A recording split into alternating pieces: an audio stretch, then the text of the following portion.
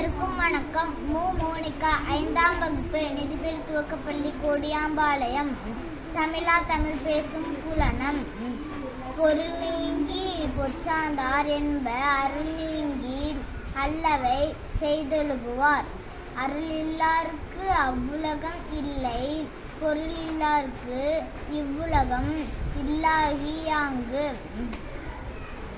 பொருளற்றார் பூப்ப ஒரு கால், அருளற்றார் அற்றார் மற்றாதல் அரிது. தெருளாதான் மெய்ப்பொருள் கண்டற்றால் தேரின் அருளாதான் செய்யும் அறம். வலியார்முன் தன்னை நினைக்குத்தான் தன்னின் மெலியார்மேல் செல்லும் இடத்து. நன்றி.